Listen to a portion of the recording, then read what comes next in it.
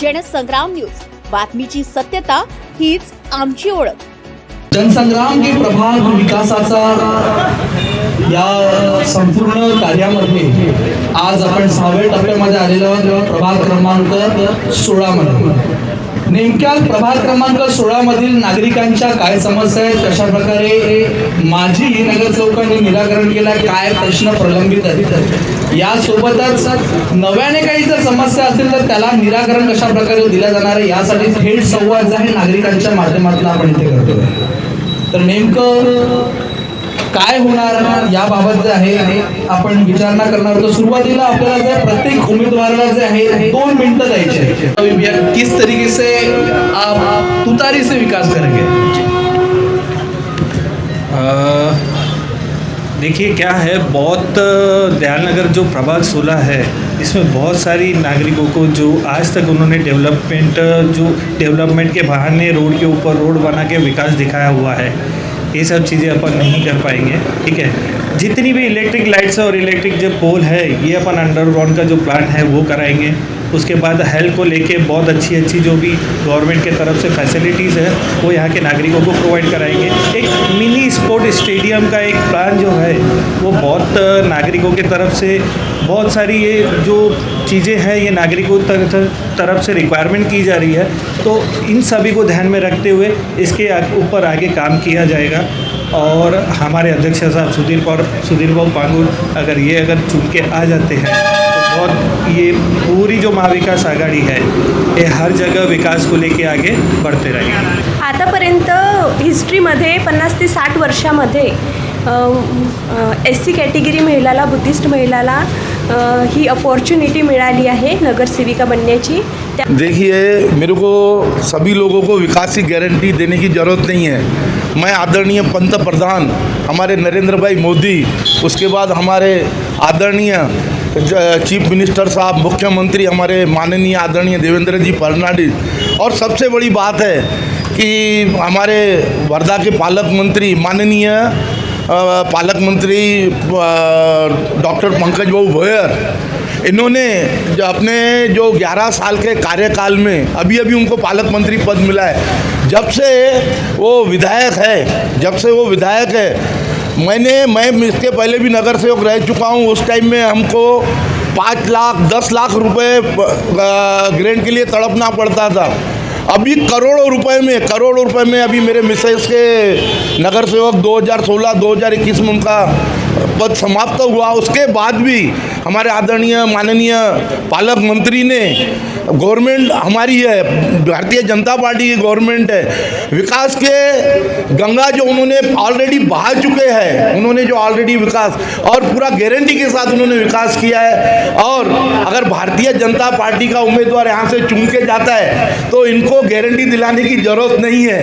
Guarantee नीचे से लेके ऊपर तक भारतीय जनता पार्टी बैठी है। अपक्ष या जो गवर्नमेंट जिसमें सरकार नहीं है वो उसके अगर विकास होगा तो लोग उसको चुन के देंगे। आज जिधर किधर देखो पूरे भारतवर्ष में देखिए पूरा का पूरा कमाल। हमारे उप मुख्यमंत्री अजीत दादा पवार जो इस महाराष्ट्र के उप मुख्यमंत्री है, जो भी फंड मिलेगा महाराष्ट्र में उन्हीं के ज़रिए से मिलेगा और उन्हीं के ज़रिए से काम होंगे। मुख्यमंत्री साहब आने वाले यहाँ विकास करने के लिए? वो नहीं आएंगे मगर उनके माध्यम से हम काम करेंगे। जी ज़रूर। आपको क्या लगता है, आप माजी नगर सेवक रह चुके हैं, इस बार पक्ष को छोड़कर इस बार जो है आप अपक्ष में खड़े हो? मेरा ये पहली बार अपक्ष का चुनाव नहीं है। इसके पहले भी मेरे परिवार से 5 से 6 बार अपक्ष चुनाव लड़ चुके हैं। 2002 में जब मेरे पिताजी यहाँ के नगर सेवक थे तब दयालनगर के पूरे रोड उन्हीं के हाथ के बनाए हुए हैं। मेरा मुद्दा इस बार डेवलपमेंट कराएगा। दयालनगर डेवलपमेंट इस समय 0 है। पूरी जगह दयालनगर में गंदगी भरी पड़ी है। ये सब मुद्दे लेके मैं डेवलपमेंट के मुद्दे लेके मैं दयालनगर का अपक्ष का चुनाव लड़ रहा हूँ।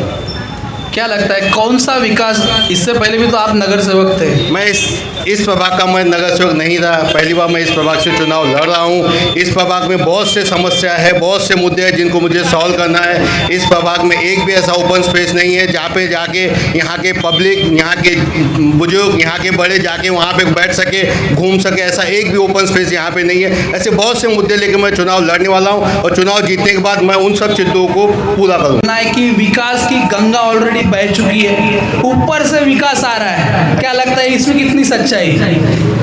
नहीं, बहुत अच्छा विकास में जो घोटाला हुआ है ऐसा बोल सकते हैं अपन। रोड के ऊपर रोड बनाए जा रहे हैं, आपको पता है कमीशन खोरी की सरकार चली पड़ी है, जहाँ वहाँ जितना फंड नगर परिषद से ट्रांसफ़र होता है, ठीक है, उसके पीछे तो कमीशन खोरी तो लगी हुई है, ठीक है। विकास अगर एक ही चीज़ को चार बार अगर फंड निकाल के बनाते जाएंगे तो विकास तो वो दिखेगा ही, दिखना ही है। एक ही रोड अगर 4 बार बनेंगे तो दिखना है। गंदगी तो ये तो पहले से, ये तो नहीं साफ होने वाली, ये दयाल नगर से कभी नहीं ख़त्म होने वाली समस्या है। उसके ऊपर हम ज़रूर काम करेंगे। उसके बाद जो आपको ये लाइट्स वगैरह जो अभी दयाल नगर में ऐसे सिचुएशन है, जितनी भी केबल्स जा रही है MSCB की, सब कहीं ना कहीं जुड़ी हुई है। क्या है, इससे बच्चों को, घरों को बहुत ज़्यादा खतरा होता है। तो ये सब चीज़ें मैं अंडरग्राउंड का प्लान ज़रूर मैं सेंक्शन कराऊंगा गवर्नमेंट की तरफ से। ये सब जो स्थानिक मुद्दे हैं, ये बहुत, यानी ये पब्लिक की तरफ से ही मुझे सब आए हुए हैं, तो इस पे मैं ज़रूर वर्क करूंगा और मैं सभी पब्लिक के सामने खड़ा उतरने की कोशिश करूंगा। भाजपा के उम्मीदवारों का ये मानना है कि जो विकास है, ये विकास ऊपर से ही आने वाला है। आपको अगर चुन करके दिया जाए तो आप विकास नहीं कर पाएंगे क्योंकि फंड ही नहीं आने वाला। इसके ऊपर आपका क्या मानना है? नहीं, इसके पहले भी नगर परिषद में पक्ष विपक्ष की सत्ता रहती आई है। ऐसा कभी नहीं हुआ है कि कोई अगर पक्ष का इंसान अगर वो हार जाता है, विपक्ष का इंसान चुन के आता है तो उसको फंड की तकलीफ गई है। ऐसा कभी नहीं हुआ है। ऐसा यहीं नहीं, पूरे वर्धा में हमने ये देख चुके हैं कि कभी ऐसा नहीं हुआ है। सिर्फ इतना है कि फंड लाने की जो जिम्मेदारी है वो नगर सेवक ने पूरी निभानी चाहिए और अच्छे से वो फंड जो आता है वो अच्छे से यूटिलाइज होना चाहिए।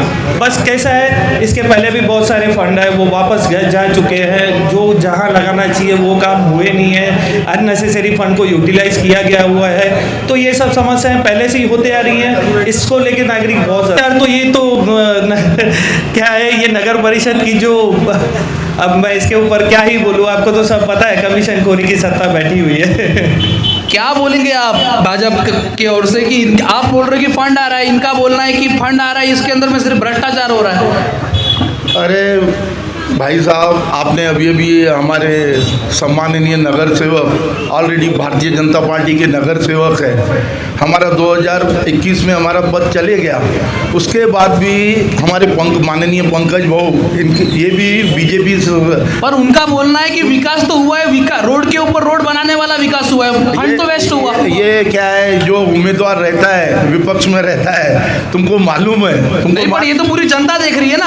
आप ये सवाल, इनका उत्तर आप जनता से ही पूछो, वो ही हकीकत बताएंगे। मैं मेरे पार्टी की तरफ से खड़ा हुआ हूँ, मैं तो उसके बुराई नहीं कर सकता। मेरे को दुख इस बात का हो रहा कि हमारे भारतीय जनता पार्टी के ऑलरेडी नगर सेवक रनिंग में नगर सेवक है, नगर सेवक पद हमारा समाप्त होने के बाद भी हमारा पंकज भाऊ भोयर के कारण सीओ के पास नगर परिषद में पूरी जो भी मशीनरी है वगैरह हमारे ऊपर चल रही है। टिकट पार्टी ने नहीं दिया तो बंडखोरी करके खुद का आधे दयाल नगर वार्ड के ये खुद अभी नगर सेवक है और बोल रहे बहुत गंदगी हो गई है, ग्राउंड नहीं है। अभी 15 साल मेरे पिताजी 1951 से 1971 तक यहाँ पर नगर सेवक थे, उसके बाद मेरी मौसी 1986 से।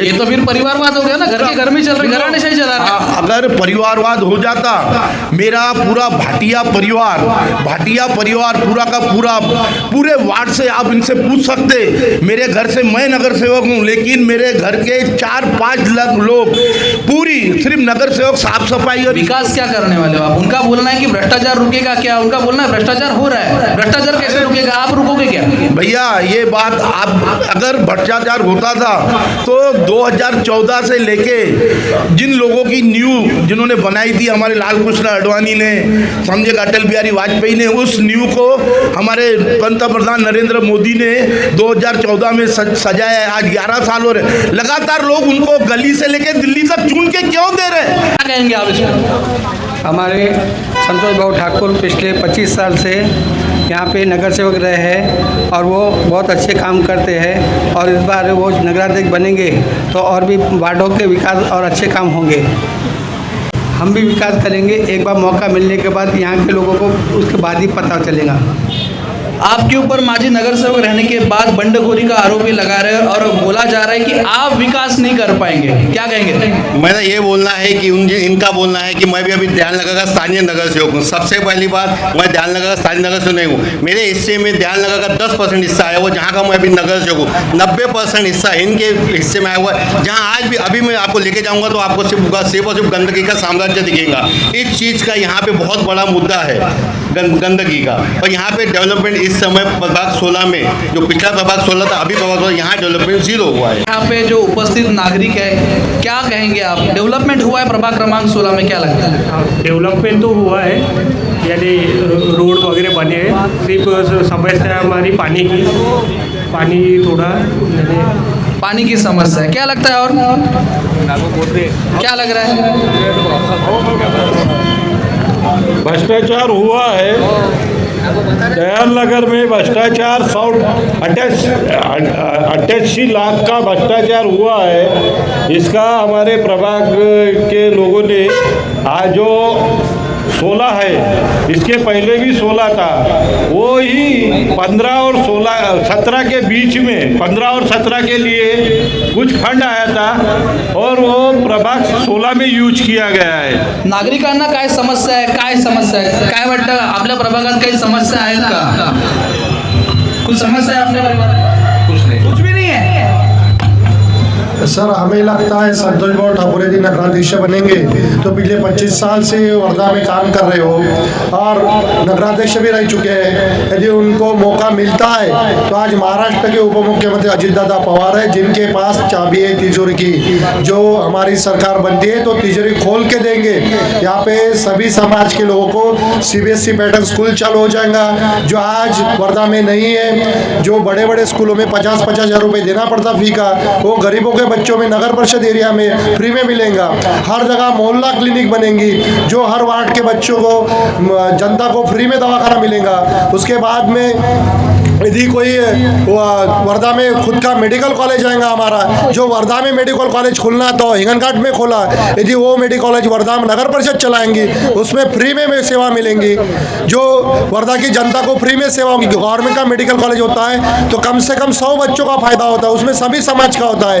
ये भी मेरा कहना है। तो इसका मतलब ये आप ये कहना चाह रहे हो कि जिस तरीके से डेवलपमेंट हुआ, जो शिक्षा का कर है, ये वेस्टेज है? जो अभी शिक्षा का काम चालू है सर, जो भी संस्था चालक है उनकी प्राइवेट संस्था है, उनका खुद का ही काम चालू है।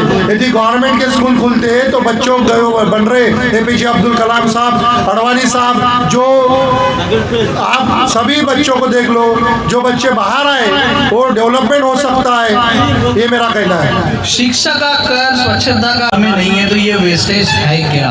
सर, अभी स्वच्छता के बारे में तो सब जन बोल रहे हैं, तो सही बात है, क्योंकि स्वच्छता के लिए अभी पिछले 7 साल से यहाँ पे चुनाव हुए नहीं है, कुछ हुए नहीं है। तो प्रशासन जिनके हाथ में, जिनकी सरकार है, वो ख्याल नहीं दे रही है। अभी यदि हमारी सरकार आएंगी तो मनोज भाई के बाद से ये वार्ड में अच्छी तरह से विकास होगा। और मनोज भाई एक युवा नेतृत्व है तो उनको चान्स मिलना चाहिए। जर प्रयत्न येतो म्हटलं तर दुसरीकडून काड्या आणावं लागतात। आलं का लक्षात? तिथून दुसरीकडून काड्या आणावं लागतात, तिथे काड्या पण नाही आहेत त्या स्मशानभूमीमध्ये, तिथं लाईटाची व्यवस्था नाही आहे आणि आणि असं तिथं प्रशासनाने लक्ष द्यायला पाहिजे। पण होणारच आहे त्या समस्याला। स्मशानभूमी ह्या वाड्याच्या बाहेर आहे, म्हणजे त्या साईड नाही, ग्रामीणमध्ये येते। नाही, ते शहराच्या स्मशानभूमीची गोष्ट नारायणराव बजाव बरोबर आहे त्याचं। काय म्हणणं आहे? BJPनं विकास तर केलाच आहे, परंतु आणखी विकास करण्यासाठी BJPला पुन्हा एक वेळा निवडून द्या, हेच मी म्हणेन। पुन्हा निवडून द्या सर, नक्की बोला। वार्डाचा जो विकास असतो आणि स्थानिक जे स्वराज्य संस्था असतात तिथे पार्टी पाहत नसते, तिथे माणूस आणि जो व्यक्ती काम करते दिवस रात्र कोणाच्या एका फोनवर, जो नेहमी तत्पर असते, तशा लोकांना निवडून दिलं पाहिजे। त्यामध्ये पक्ष बिलकुल पाहिला नाही पाहिजे अशी आमची। कुठला उमेदवार दिसतो तुम्हाला जो पक्ष? एकच उमेदवार आहे सर। सुरेश आहूजा. सुरेश आहूजा. बिलकुल. नगराध्यक्ष पदासाठी त्याच पद्धतीने काय वाटतं जे आहे सर्वांसाठी उपलब्ध राहू शकेल असा कुठला उमेदवार वाटतं तुम्हाला? सर आता सांगू शकत नाही नगराध्यक्ष पदासाठी. ते योग्य वेळी योग्य डिसिजन घेईल. काय वाटतं नगराध्यक्षांकडनं काय अपेक्षा आहेत वर्धा शहराच्या विकासासाठी? सर नगराध्यक्षपद असं असते की सर्वसामान्याच्या जनतेसाठी तो नेहमी तत्पर असलं पाहिजे. याच्या पहिले जे BJPचे नगराध्यक्ष होते त्यांनी फक्त आणि फक्त भ्रष्टाचाराचे काम केले आहे. आता जो नवीन अध्यक्ष येईल त्यांच्याकडून आम्हाला हेच अपेक्षा आहे की त्यांनी सर्वसामान्य जनतेचे प्रश्नच उपस्थित केले पाहिजे आणि सॉल्व्ह केले पाहिजे. पण बस. आता जे ज्या उमेदवारांचं तुम्ही नाव घेताय तेच तर त्या सत्तेत होते. ते फक्त 1 वर्ष होते, 4 वर्ष होते, सॉरी एकदा. आता ते अपक्ष आहे आणि तुम्हाला सांगतो ह्या वेळेस हमकच 100% ते कमीत कमी 500च्या लीडनं निवडून येणार. नाही निवडून येतील ते बरोबर आहे, पण जर निवडून आल्यानंतर जर भ्रष्टाचार होता तर त्याच्यावर अंकुश लावण्याचा प्रयत्न करतील का? बिलकुल 100% अंकुश लावतील ते. अगोदर काय नाही केलं? आता ते सत्तेत नव्हते ना. नाही पण मागे जे आहे भाजपकडनं बोला. बोलू द्या. हे मागच्या वेळेस मागच्या इलेक्शनमध्ये सत्तेत होते दोनही पक्ष BJP आणि सुरेश भाऊ आणि यांच्याच याच्यामध्ये दरम्यानमध्ये 23-24मध्ये फंड आला 88 लाख रुपयाचा. त्याच्यामध्ये भ्रष्टाचार झालेला आहे. तुम्ही जाऊन पाहू शकता. इथे पंचशील बुद्ध विहार आहे, तिथे खेळाचं मैदान बनवलं. ते 88 लाखाचं आहे का? हा मुद्दा आहे. 88 लाख रुपयाचा तुम्ही पाहू शकता स्पोर्ट क्लब. भ्रष्टाचार किया गया नागरिकों का मानना है, क्या कहेंगे इसमें? वो उसके बारे में मेरे को जानकारी नहीं. वो मेरे आप भी तो नगर सेवक थे ना? नहीं ये सुरेश आहूजा नगर सेवक भारतीय जनता पार्टी से वहाँ का नगर सेवक सुरेश आहूजा है. आपसे उस समय नगर सेवक क्या कहेंगे, बोलिए. वो 60 लाख का टब स्पोर्ट केस से बनाया हुआ है बच्चों को खेलने के लिए. वहाँ बच्चों खेलने के लिए बहुत अच्छा एक टब 60 लाख की लागत से बनाया हुआ है. तो उनका बोलना है कि जिस तरीके से काम होना चाहिए था वो नहीं हुआ. स्पोर्ट अकेडमी केस से बनाया हुआ है वो स्पोर्ट ग्राउंड, और बहुत सुंदर, और 60 लाख की लागत से ही बनाया हुआ, 28 लाख की लागत से बनाया हुआ नहीं है वो. 60 लाख रुपए. महेंद्र सिंह धोनी का भी टर्फ 12 लाख के ऊपर नहीं है. ये कौन सा टर्फ है, कहाँ का टर्फ है? महेंद्र सिंह धोनी का भी टर्फ इतना महंगा नहीं है यार. वो जाके तो महेंद्र धोनी का टर्फ देख के नहीं, एक आंकड़ा बोलने से ऐसा ये साबित नहीं हो जाता है कि टर्फ 12 लाख का है. टर्फ की कीमत, एक टर्फ बनाने को कीमत उसकी 8 लाख रुपए है. इतना बड़ा टर्फ बनाने के लिए उतना पैसा लगता है. काय वाटतं या सर्व समस्यांवर नगराध्यक्ष म्हणून कुठला उमेदवार आपण बघू इच्छितात? काय वाटतं कोण नगराध्यक्ष बनण्याची? भैया नगराध्यक्ष BJP का नीलेश भाई के लिए बनना चाहिए. और हमारे जो पालक मंत्री है पंकज भाऊ भोयर, वार्ड प्रभाग क्रमांक 16 से जो उम्मीदवारी भारतीय जनता पार्टी को दी है, बहुत सोच समझ के बहुत सही निर्णय लेके दी हुई है. क्यों लगता नीलेश खेड़े चुन के आएंगे? क्या करने वाले? आना ही चाहिए भैया. वो क्यों कारण? विकास होगा सर. कौन सा विकास तो बोल रहे हैं कि रास्ते के ऊपर रास्ते बन रहे हैं, भ्रष्टाचार हो रहा है, ये कौन सा विकास? भैया ये पार्टी वाले एक दूसरे के ऊपर तो बोलते ही है ना. कहाँ रास्ते के ऊपर रास्ता बना हुआ है बताओ. कौन बनेगा नगराध्यक्ष और कौन वाटतं नगराध्यक्ष बनेल?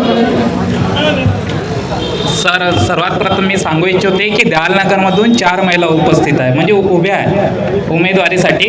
परंतु भारतीय जनता पार्टीचीच महिला इथे उपस्थित आहे, तर हाच भारतीय जनता पार्टीचा विजय आहे असं मी मानतो. कारण की सध्या पुरुष सत्ताच इथे आहे आणि त्याला तोड म्हणून भारतीय जनता पार्टी आहे. आणि गेल्या 5 वर्षामध्ये भारतीय जनता पार्टीने इथे भरपूर काही काम केलेलं आहे आणि आम्हाला आशा आहे आणि अपेक्षा आहे की भारतीय जनता पार्टी इथे 100% बहुमताने विजयी होईल आणि आपल्या नगराध्यक्षही विजयी होईल. धन्यवाद.